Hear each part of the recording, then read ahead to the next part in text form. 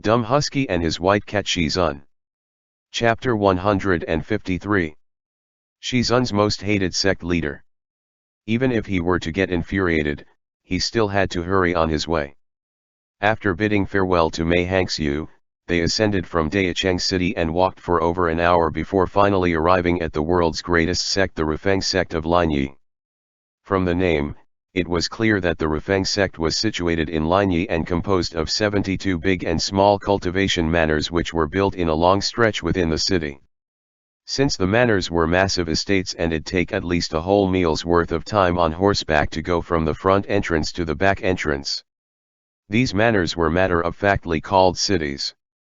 The 72 cities of the Rufeng sect each had their own duties, their ranking system clear, and evidently a whole world of difference compared to the measly pot of weeds that was in Shisheng Peak. They stood on completely different levels. Even Xue Meng, who despised the people of the upper cultivation world, couldn't help but be stunned when he stood at the entrance to the city. Rufeng sect, descendants of the divine. Those words did not describe them falsely. They came to the main city, which was also the largest city in the entire Rufeng sect.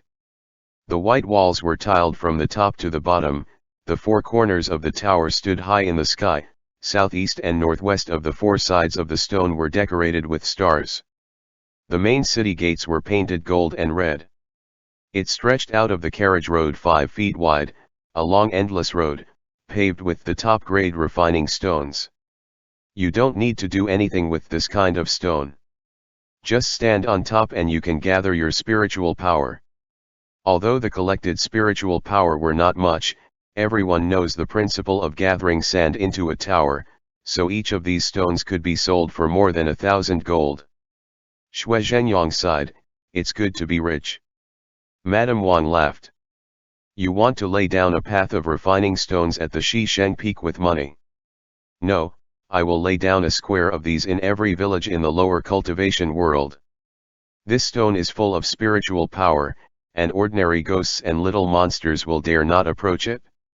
If we can make one in every village, then even if there were some demon infestations and our disciples couldn't get there in time, the villagers would at least be able to hide in these squares for a while." Xue Zhenyang mumbled to himself as he counted with his fingers. He shook his head and said, "Unfortunately, I can't afford it." Hearing this, Xue Meng sighed as well. Shisheng Peak, alas, is a bit poor. Yet. Xue Zhenyang nodded his head like he was pounding garlic. "We are all cultivators, but I wonder where the Rufeng sect got so much money from." At this point, Chu Wanning, who had been silent all this time, spoke. "Does sect leader knows how much an ordinary disciple of Rufeng sect charged for eliminating demons?" "I've never asked around." "How much?" Chu Wanning extended 4 fingers. 400 silver. Xue Zhenjiang's eyes widened. "That expensive?" 4,000 gold. Chu Wanning replied. "There are a lot of wealthy people in the upper cultivation world. It's easy for the Rufeng sect to earn money, but with the sect leader's 80 silver per commission method of earning money, how can we catch up to them? Moreover, sometimes the sect leader doesn't even take a single cent." Chu Wanning said, but his eyes were gentle. "Let's go into the city." Large sects often tend to treat people with absolute respect. The Sili department of the Rufeng sect had been waiting at the city gate these days. Although they were smiling at everyone, they were clear in their hearts about the guests and the importance of the guests. A small wandering cultivator would accompany them on a tour around the area before bringing them to their residence. As for the smaller sects, they would lead them to see the managing guardian elder, who would then receive them.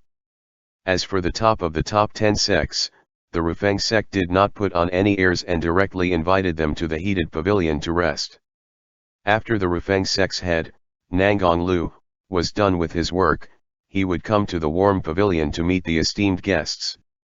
In the pavilion, strong ambergris incense was being burned continuously and the soft carpet could almost sink half of a foot when one stepped on it. Inside the pavilion were alluring and delicate camellias, one with 8 flowers of different colors to the same plant, which were called 8 immortals cross the sea, another with the white petals and small scarlet dots on it called vibrance in nude, and one more with its petal veins dyed in strings of red called the frail beauty leaning. Xuemeng did not understand. Seeing that one of the teacups was so lovely with a pair of black spots on it, he felt it would be fun to reach out his hand and touch it. Chu Wanning said, "Don't touch it." "Why?" Chu Wanning didn't say anything and just shook his head. Madame Wang sighed and said, "Such a precious item is only kept for display. It would sell for more than 10,000 taels of gold." With a ghastly face, Xuemeng retracted his hand and slumped into the cushions of the Taishi chair. Note: Taishi chair indicates that the host/owner have high standards. He thought back to the ranking list he had seen in the book stall before. Back then, he was angry because he wasn't among the top 100 of the wealthiest elites of the cultivation world, but now, he felt that that book was sincerely not deceiving him. A huge black character was printed on his forehead, "Poor." But having recalled that thing, he didn't know where the book had gone. He hadn't even finished flipping through it before he'd lost it. After a while, the curtains made of red coral and freshwater pearls creaked. Two delicate and dainty ladies, dressed in snow-white gowns in the Rufeng dressing style, arrived and lifted the curtains, dropped their eyes and bent their knees, their voices like the warblers as they announced, "The sect leader has arrived." With that, a man in his 40s walked in with a smile. His appearance was ordinary and somewhat boorish, like someone who would immediately drown if thrown into a crowd of people. Other than his fair skin, there wasn't anything special about him.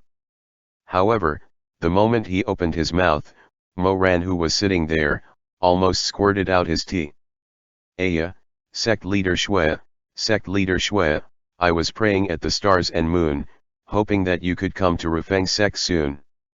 Look at you, extremely handsome and imposing. A hero of the world, who can compare to you? Great, great, great." Xuemeng. Mo Ran. The dignified head of the number 1 sect in the world, facing the last-ranked leader of the top 10 sects, he was actually sparing no effort and giving praises without restraint. Each of the great words he spoke was more generous than the last. He praised Xue Zhenyang so hard that Xue Zhenyang, of course, enjoyed the praise he gave to him. He smiled and said, "No, not at all. Sect leader Nangonglu is being too polite. I am not just being polite. I sincerely admire sect leader Xue from the bottom of my heart. Sect leader Xue is a hero of his generation, majestic, awe-inspiring and someone people can look up to. And me? Look at me. Even people of my own generation are not interested in listening to me, who is already like a dead meat, fat and shamefully inferior." Nangong Liu's words were filled with enthusiasm. Xue Zhenyang originally wanted to hold back, but the tail of a peacock couldn't be held in and it started to unfold. "I don't dare to agree to that. I don't dare at all. Ha ha, ha ha ha ha, sect leader Nangonglu is too humble." In his previous life, Mo Ran had never interacted with Nangonglu before. When he was slaughtering his way through the Rufeng sect cities, this person just quickly ran away. Mo Ran couldn't be bothered with him, such an insignificant person. He didn't care if he died by his saber, spear, stick or escaped and hid his identity for the rest of his life. This was the first time in his life that he had such a close meeting with Nangonglu. However, when he heard his tone, Mo Ran disliked it. He lowered his voice and said, "It turns out that the head of the world's number 1 sect's talent was in his mouth." Xuemeng heard what he said and unexpectedly agreed with him. "That's right, the moment he opened his mouth, he truly has a sharp tongue on him. I can't even smell the fragrance of flowers in the room anymore. Tisk tisk, what's left is only the sweet talk coming out of Nangonglu's mouth." After Nangonglu finished praising the elders, he came to praise the young ones. "Ayo, isn't this the darling of the heavens, young Master Xue?" The poor young Master Xuemeng was indeed quite poor. He cupped his hands in an indifferent manner. "Sect leader Nangonglu. Truly a young gallant and handsome hero. So powerful. Look at this nose, these eyes, tisk tisk, amazing. That spirit. As expected, a tiger father doesn't have a dog son. Shui Meng. Nangong Lu turned around and said to Shui Zhenyang, Brother Shui, I am truly envious of you. Look, across the entire world, which young master has half an inch of air for a son as you? In my opinion, in such a vast cultivation world with so many outstanding youths, if your son is ranked second, then no one can be considered as number one. Shui Meng originally held it and hated him, but Nangong Lu didn't seem to see the indifferent on Shui Meng's face at all. He threw a basket full of warm praises at Shui Meng, causing the perfectly fine young master Shui to feel like fainting. When he once again whispered to Mo Ran, he said, Cough, this sect leader Nangong Lu, although he is exaggerating a bit, he is speaking the truth. What truth? Mo Ran found this funny. He squinted his eyes and said, saying that if you're number 2, no one would dare claim to be number 1. What's wrong? I ranked top at the Lingshan sword discussion. That was a competition, and many rogue cultivators did not participate. Do you think that all the heroes of the realms can truly compete in that small arena? Shui Meng's face flushed red. After a while, he muttered indignantly, Forget it, I know you're just envious of me. If they were still younger, Mo Ran would definitely mock him again, but the words that were about to come out of his mouth stayed in. He felt that with Shui Meng's competitive and narcissistic temperament, there was no use arguing about it. Thus, he just nodded and smiled, all right, I envy you, you're the best. However, when he looked at Nangong Lu again, the smile in Mo Ran's eyes disappeared. In this world, there were many types of villains. Some people were unscrupulous whose sins could reach the heavens. The entire world wished to kill them and get rid of them as soon as possible. However, there were some people who were extremely powerful with their slimy tongues. These types were able to flatter others. They were clearly rotten to the core, yet they were not despised by the crowd. In his previous life, Mo Ran was the first type, but he didn't hate the good people who went against him. He neither hated Mei Hangxiu nor Shui Meng. He even admired Ye Wangzi. What he hated the most were people like Nangong Lu. As long as there was anything they could use, they would kneel on the ground and lick other people's ass. Damn, carbuncle sucker and ass kisser. Ever since Nangong Lu came in, Chu Wanning had been standing by the window, watching the neat and magnificent scene outside. The wind was blowing strongly from high up, causing the fragrant curtain covering the window to sway hazily.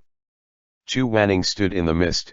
Nangong Liu's face was filled with warmth for a moment before he quickly tidied himself up and walked towards the window. Grandmaster Chu. Chu Wanning didn't even deign him a look. With an indifferent expression, he said, Sect leader Nangong Lu, you and I have long known each other. The muslin that was as soft as spring water blew against his face because of the east wind, causing Chu Wanning to become impatient. He raised his hand to block the annoying thing and said, No need for pleasantries. Nangong Lu smiled and said, I have no other intentions than to be a proper host. I have not seen Grandmaster Chu for so many years and so wanted to greet you, that's all. Grandmaster, why do you always keep people at arm's length? I've come here for Nangong Si. Chu Wanning still did not turn around, not for you. No matter what you came for, I'm still very happy to see you. Si Air will also be very happy to see you. Although you didn't take him in as your disciple, you have shown him great kindness and guidance. After you left, he would often tell me that he misses you. Seeing that Chu Wanning finally did not retort, Nangong Lu continued to speak, Grandmaster, when the Kaidi town was facing the heavenly rift calamity, you suddenly stepped forward, causing the world to sigh in admiration. Later on, you were saved by Master Huizui, who was feeling guilty, and you returned to Yuan Yang. Rufeng sect has specially prepared 20 top-grade soul-nurturing pills for you. This is to help the cultivation world express their goodwill towards Grandmaster Chu. I hope that the Grand Master would accept them. Nangong Lu. Chu Wanning finally looked back at him, but the way he addressed him had changed. He withdrew his arm from the muslin curtain and suddenly turned around, his slender figure seeming to merge with the sunlight. His eyes were like fiery lightning, his brows were furrowed in cold frosty expression and his gaze was extremely sinister. Don't put me on such a high pedestal that cannot be climbed down from. How can the Rufeng sect like this thank a humble person such as myself on behalf of all the cultivators in the world? Who gave you the face to do so? The corner of Nangong Liu's mouth twitched but his charming smile did not falter. After a while, he said, "Why do you think that?" Xue Zhenyang knew that the relationship between Chu Wanning and Nangong Lu was not good, and the entire cultivation world knew that when Chu Wanning was 15 years old, Nangong Lu acknowledged him as a guest of honor. He ate well, drank well, and lived as well like a god. But a few years later, the fallout between Chu Wanning and Nangong Lu became known to everyone. It apparently has something to do with the Jinqinj lake, godly weapons, and the conditions of the monster at the bottom of the lake. It also involved the morals and the long illness of the Rufeng sect and some madam. The bystanders were all completely confused by what they had heard. However, everyone knew that in the end, Chu Wanning was unable to contain his rage and stood up in anger. At that time, he was being paid 10,000 gold coins and received over 1,000 spiritual stones and talismans every month. However, he didn't take anything at all, he didn't want to. He stood in front of the hall and untied the kinkin bag at his waist, returning whatever remaining valuables he had received from the sect. Then, with a dark face and no further words, he took down the jade crown that Nangong Lu had previously given to his guest, the top-grade master jade crown. His long hair was scattered about as he returned the jade crown to the ceremonial officer of the Rufeng sect. This was the part of the story that many storytellers of the lower cultivation world loved to talk about. Nangong Lu had ugly expressions at that time, but still tried to smooth things over, so he said to Chu Wanning, "Since Grandmaster Chu has worked in our sect for so long, even if you have to leave now, we still have to settle the score. The Rufeng sect does not want to be known to have taken advantage of others." However, Grandmaster Chu simply replied, "For all these times that I had been serving this hall, it has been to repay Madam Wrong for a single meal. Now that Madam has passed away, I have no intention of staying. There's no need for the money, I'm ashamed to receive such gracious payment." With that, he closed his eyes and turned around, bidding his farewells to the Rufeng sect. At first, Xue Zhenyang thought that the storyteller was exaggerating, so he tried to ask Chu Wanning how the Rufeng sect had offended him. However, Chu Wanning didn't like to talk about people behind their backs, so he only shook his head and never go into detail. But from the looks of it, the storyteller's words might actually be true. When Madame Wang saw the tense atmosphere, she couldn't help but step out to smooth things over. She said softly, "Elder Yuhang, don't be angry. What if you ruin your health?" Then, she turned around and bowed towards Nangong Lu, "Sect leader Nangong, we appreciate your kindness, but Shisheng Peak does not lack spiritual stones and precious medicines. We cannot accept these soul-nurturing pills." "Ha ha ha, Madame Wang is right. What a blunder have I made." Nangong Lu picked up his steps before speaking in a friendly manner, "Elder Yuhang, please don't be offended. Please do not take it to heart." Mo Ran watched on from the side and thought to himself, Shizun had just splashed cold water in this person's face and yet, he could still smile so calmly. It's truly amazing. As he thought of this, he lowered his head and took a sip of the sunshine snow green tea. Who would have thought that just as he was drinking his tea, Nangong Lu had already arrived before him with a smile on his face. End chapter. Dumb Husky and his white cat Shizun. Chapter 154. Shizun, I'm going to look for Ye Wangzi. Now, this was very awkward. When Nangong Lu entered the room earlier, Madame Wang, Xue Meng, and Xue Zhenyang all immediately stood up politely and greeted him courteously. However, Chu Wanning wasn't in the mood for it, so he just stood by the window. As for Mo Ran, in his previous life, he had stepped on the Rufeng sect, treating it as a ragged sect. No matter how bright and beautiful it was now, he knew that they would be reduced to a pile of ashes in the future, nothing worthy of awe. However, he did not intend to make things difficult for Nangang Lu. It was just that, this is what he's used to, and so he didn't think of standing up. This scene was just strange. For Shizun and the elders, Nangang Lu stood there with an amicable smile. He wasn't angry and his face was filled with the same warmth that everyone was acquainted with. Mo Ran, who was a guest and a junior, was sitting languidly. He leaned against the Taishi chair with his legs crossed and a cup of hot tea in his hand. Xue Zhenyang didn't pay attention to Mo Ran's actions earlier. Now that he turned around, he couldn't help but feel embarrassed. This Mo Ran was too unruly. And you must be, the Grandmaster Mo, who has become famous during these recent years and is spoken about everywhere. He stopped drinking tea and covered the lid. He raised his eyes and said, "Yes. Really such a gallant yo." Mo Ran interrupted him and said with a smile, "Sect leader Nangang Lu, you have already used the phrase gallant youth on my younger cousin. Please do not use it on me anymore." His tone was mild and his smile was gentle, as if he was very polite. However, what he was saying wasn't polite at all. He didn't even stand up. After saying this, he raised the teacup again, the porcelain lid scraped the edge of the cup, and then blew away the hazy mist that rose up.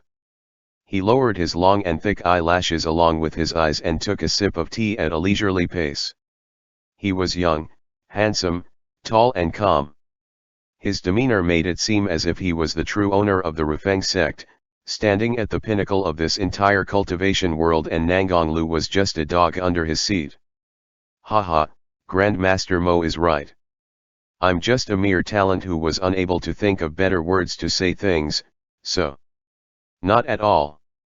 Mo Ran set down his teacup and raised his eyes to smile. Since sect leader Nangang Lu had entered this room, he had already spoken a bunch of good words.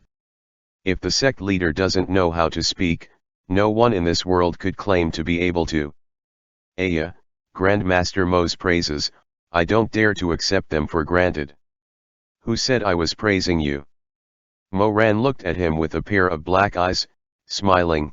Being able to speak too well is not always a good thing. Xue Zhenyang couldn't take it anymore. He lowered his voice and said, "Ran air."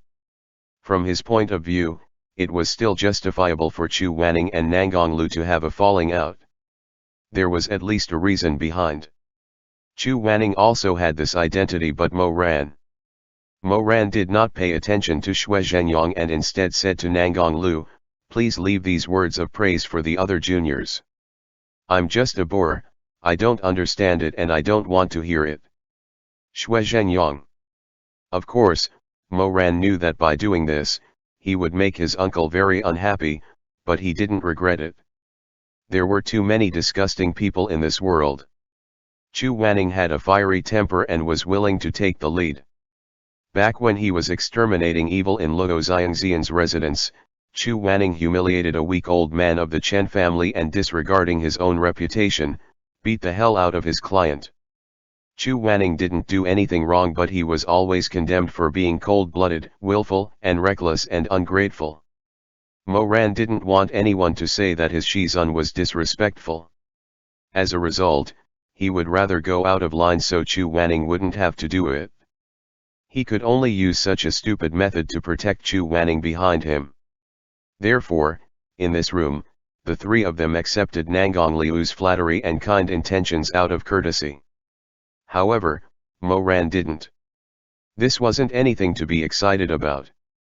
Since he knew that it was Chu Wanning who had carried him on his back, crawling from the mountains of corpses and sea of blood. Ever since he saw his soul in Menpo's hall, that bowl of wonton in his hands. Ever since he went to the depths of hell to rescue Chu Wanning, he swore an oath. As long as Chu Wanning was willing, he would stand by him forever. Nangong Lu had bumped into this behavior twice in a row. If it was any other sect leader, they would have flipped the table and chased him away in a fit of rage. But Nangong Lu didn't, he just pretended as nothing had happened. He happily chatted with Xue Zhenyang for a while, making Xue Zhenyang feel very awkward. He pulled Nangong Lu to the side and apologized, saying that he didn't discipline his nephew. Nangong Lu laughed and said, "Aya, young people, who aren't this hot-blooded at this age? I think that Grand Master Mo is really a man of good temperament."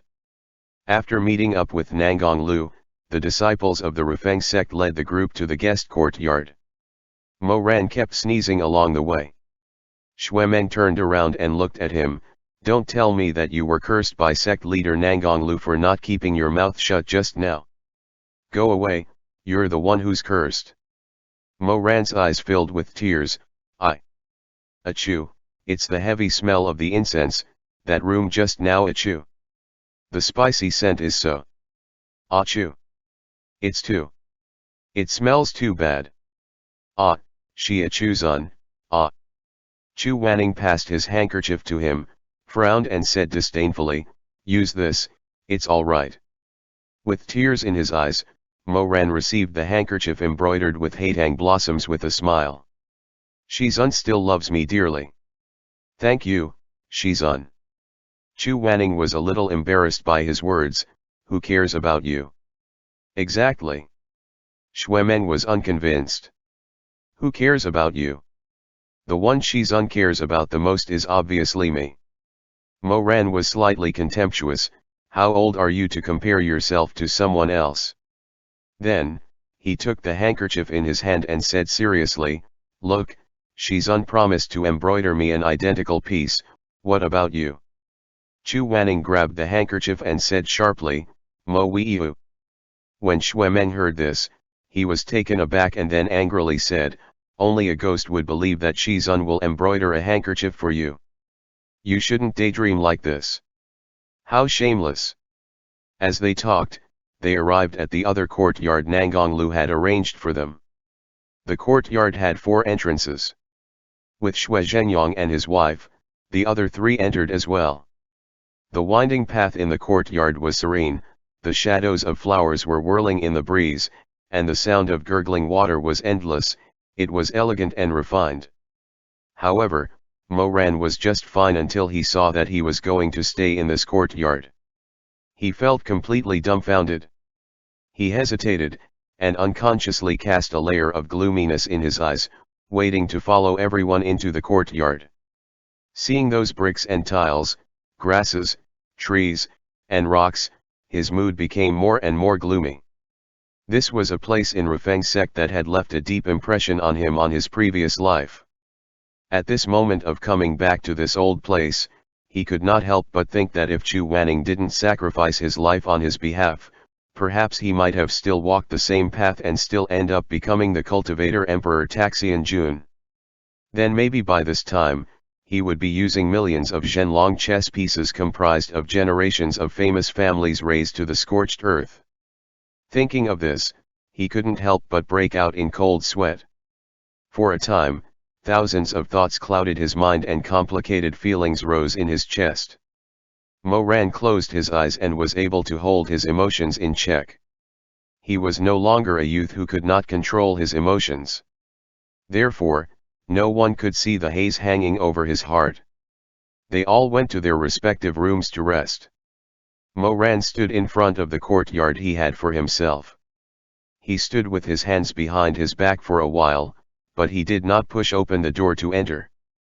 The female attendant in the courtyard was a little uneasy as she cautiously asked, "Is the young master not satisfied with this room?" No. Mo Ran came back to his senses and smiled. "I feel that this courtyard is very similar to the one I used to stay in." I couldn't help but reminisce for a bit. What a coincidence. This maid thought it was because the young master didn't like this place. If Grand Master Mo has other requests, just tell this maid about them. This maid will do her best to fulfill the needs of the young master. Mo Ran smiled and said, "I'm fine." You can go back to your work. After he finished speaking, he raised his head and looked at the thick 100-year-old laurel tree in the courtyard. The shade of the tree was like the ghost from his previous life brushing past his eyelashes. His eyelashes trembled slightly, and his heart raced. Suddenly, he turned around and called for the maid who was about to leave. "Wait a moment. Is there anything the young master need? I want to ask you about someone." Mo Ran paused, raising his eyes blazing. "Do you know if?" "Yes." "Forget it, let's not ask about it. Let's me ask about something else." Mo Ran said, "Do you know where Ye Wangzi is?" The maid said, "Ye Wangzi is Elder Su's direct disciple. He lives in the same yard as Elder Su. If the young master wants to see him, then you can just go there." Mo Ran felt secretly relieved. The last time he had met Ye Wangzi was in the restaurant. Ye Wangzi had begged Nangongsi to go back with him, but at that time, Nangongsi had refused. Ye Wangzi had said, "If it's because of me that you don't want to go back to the Rufeng sect, then I will go away." In fact, he was missing Ye Wangzi a little bit. He felt that Ye Wangzi had suffered enough in his previous life. He was actually very similar to Chu Wanning. Both of them were outstanding individuals who would not regret their actions even if they died, but one was an introvert and the other a fierce one. None of them tend to have a good ending. Mo Ran regretted what he had done in the past, so he hoped that Ye Wangzi could lead a better life this time. He could not help but be happy. It was fortunate that Nangongsi had not been so unrelenting as to really drive Ye Wangzi away from the sect. Elder Su's courtyard was called Sanshung Courtyard. It was said that it had the meaning of one drink of menpo soup and one would forget the events of 3 lives. Elder Su wanted to show how long life can be, and forget the things that should be forgotten as soon as possible and shouldn't leave them in the heart to add to the worries. In any case, after one died, he will not remember anymore once he reaches the bridge of Nehi. TL/N, according to Chinese mythology, the road after we enter the underworld is called Huangquan Road. Huang means yellow and Quan means springs. I assume yellow springs represent underground water. There is a river called Huangchuan River at the end of the Huangquan Road. Huang means forgetting. There is a bridge over the river called Nehi Bridge. Nehi means unable to do anything with. When you walk through the Nehi Bridge, there is a lady giving soup to everyone passing by. The lady is called Menpo. Men is her last name, Po means lady. The soup is called Menpatang, soup of forgetfulness. After drinking the soup, we would forget everything that happened and everyone we know in our past life and be ready to be reincarnated. If you want to know more about this, you can read it on https://chinesemythologypodcast.com/tag/afterlife/. He sounded like a pessimistic person. No wonder he taught Ye Wangzi, a bored gourd who can't beat a fart with 3 sticks. Interesting, this parrot is really clever. Come on, take another ladle of wine, eat and drink, in the back alleyway. Please report to the guards and inform them of your intentions. Before he could get around the wall, he could hear a man's lazy laughter and talks coming from the courtyard. Mo Ran took a few steps forward and saw a man in his early 30s standing in the sunlight. That person was dressed in plain clothes, and there were even a few patches at the corner of his robe. It was cold but he wasn't wearing a pair of shoes. He stood barefoot on the cold stone bricks, holding a handful of melon seeds in his hand, teasing a snow-white and blue-eyed parrot with long tail feathers. The parrot flapped its wings from side to side, swaying back and forth on the shelf, seemingly proud, and chanted, "Ah, a scoop of food, a bit of drink in the back alley. Good, very good. You're smarter than Little Isa. Little Isa wasn't as good as you when he was young, so he can't even recite this part of the passage." The man fed a handful of nuts to the parrot. "Come on, your father will reward you." This person called himself a father to a bird. Does that mean he's a cuckoo? The man turned around and saw Mo Ran standing next to the wall. He first knocked a melon seed on the ground, then stubbed it off and suddenly laughed. His smile was bright, yet it also had a hint of malice to it. Under the shining sun, this whole person looked very elegant. Mo ran, Grandmaster Mo, right? He laughed. Nice to meet you. Thus, Mo Ran smiled and said, it's a pleasure to meet you. After he smiled, he carefully looked at this man's face. It seemed to him that this man was kind. In his previous life when he massacred the Rufeng sect, he seemed to have seen this man before. He was. Yufu, why are you running around without your shoes? Suddenly, a familiar voice rang out. It was clearly such a light sentence, but when it entered his ears, it was as if thunder had struck. Mo Ran turned his head and saw Ye Wangzi coming out from behind the half-moon arch. He was still so slender and tall, with a warm expression and a pair of bright yellow satin shoes in his hands. He walked up to the man and bent down to put the shoes down. Yufu. Ye Wangzi's foster father. The blood in his heart suddenly rushed in like wild wolves and he could almost hear the cries of the past life, the clashing of swords, and the clamour of drums. Yufu. A blood-stained face suddenly appeared in his memory. It was Ye Wangzi. He was crying and screaming. Back then when he massacred the Rufeng sect, Nangong Lu secretly ran away leaving the 72 cities with no leader, which caused a sudden chaos. Later on, the first guardian of the Rufeng sect, Elder Su, stepped forward, scrupulously scattered the sand, and gathered the rebel soldiers that could have been destroyed by Mo Ran in an instant, and resisted with Ye Wangzi. He clearly did not have the surname Nangong, but he did what the sect leader Nangong Lu was supposed to do. As an elder, he lived and died in the 72 cities of the Rufeng sect. He was clearly not Ye Wangzi's biological father, yet when the sharp blade filled with spiritual energy shot towards Ye Wangzi's back, he stood in front of Ye Wangzi, using his flesh and blood to protect the child he raised with his own hands, all in an instant.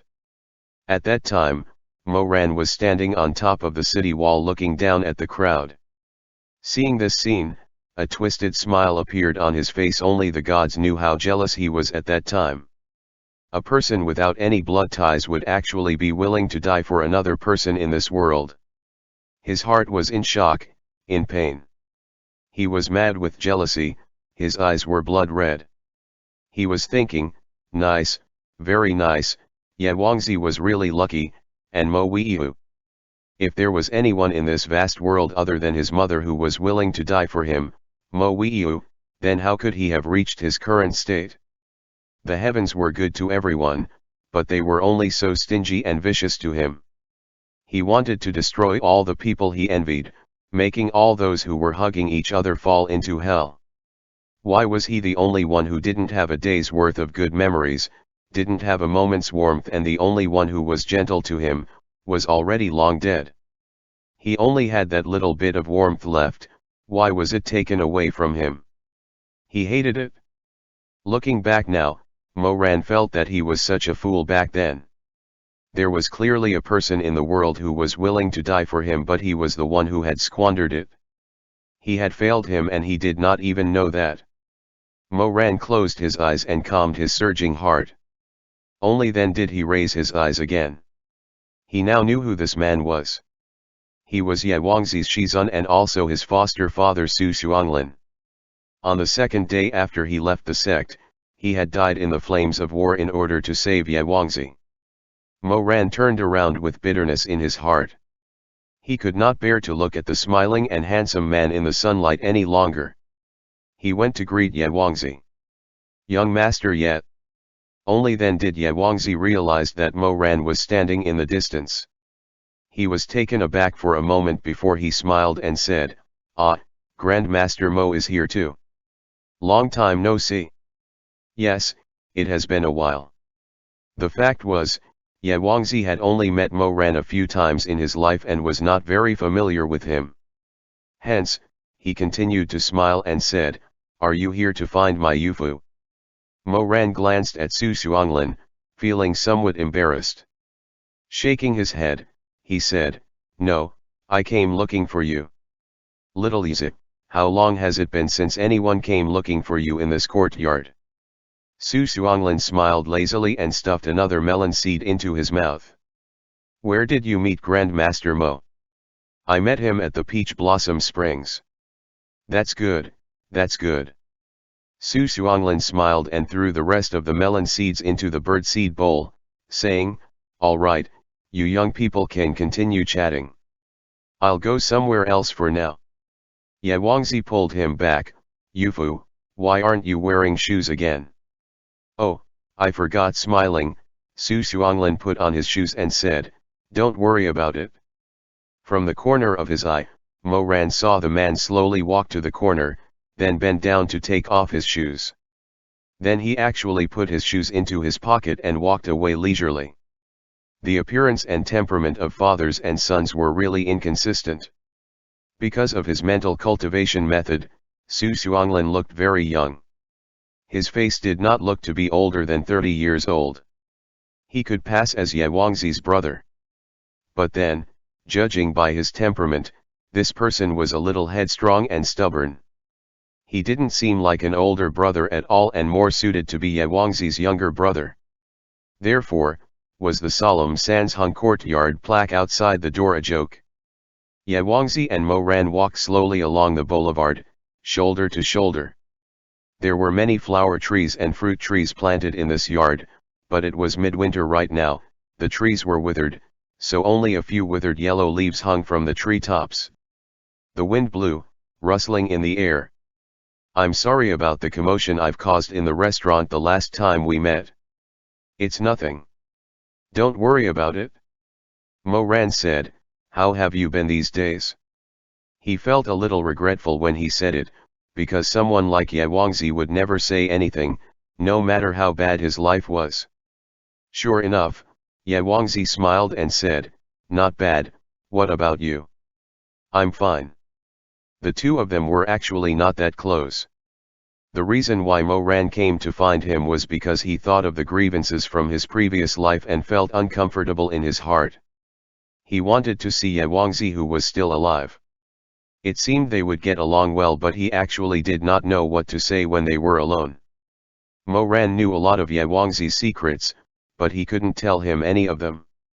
The two of them walked for a while in silence before Ye Wangzi asked, how is Xiaxine?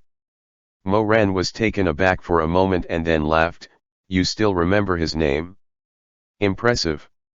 His name is actually very easy to remember.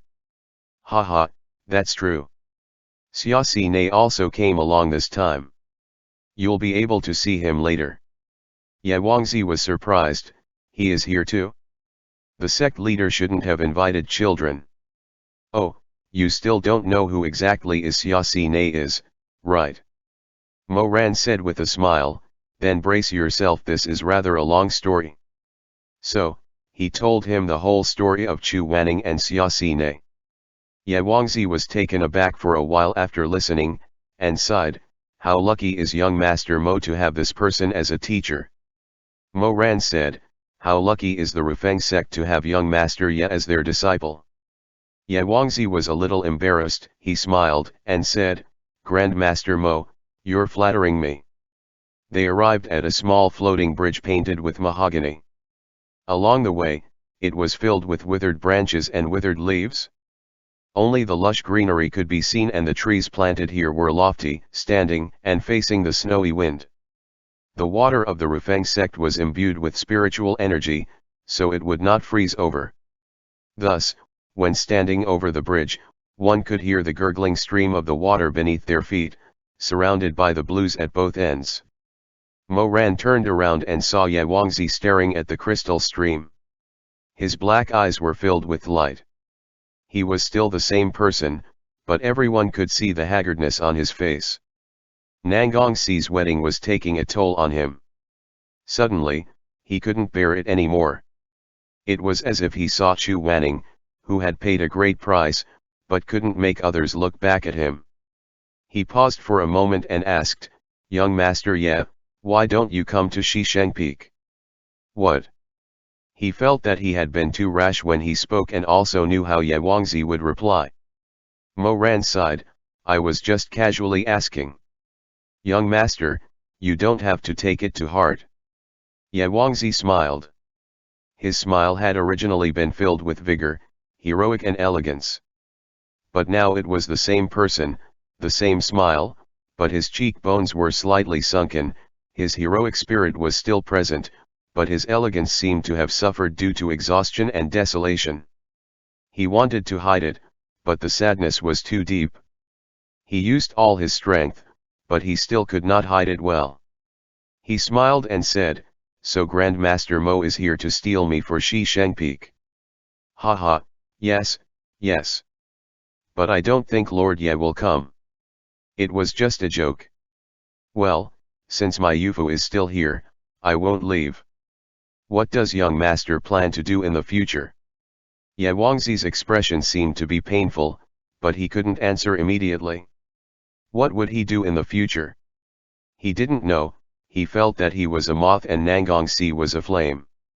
He always wanted to follow the flame, even if the result would end as him being broken and fragmented. But Nangongsi did not want him. I will still be doing what I should in the Rufeng sect. Ye Wangzi smiled, assisting the sect leader and Yufu. In the future, I will support the new young sect leader. He paused, his hand forming a fist, his knuckles as pale as jade. Mo Ran was surprised that Ye Wangzi could actually calmly say the last half of the sentence serenely. He could really say it. And also assist, the young madam. He finished speaking, and finally seemed to be no longer able to bear it. He lowered his eyes. But just after a while, he raised his head and looked at Mo Ran with a humble and elegant expression. His face was still smiling, but his body stood in the cold winter like a bamboo. Suddenly, a breeze rose up, blowing the accumulated snow between the bamboo forests, like reeds fluttering around in the wind. In that instant, Mo Ran thought he couldn't let Nangongsi marry Song Kai Yutong. End chapter.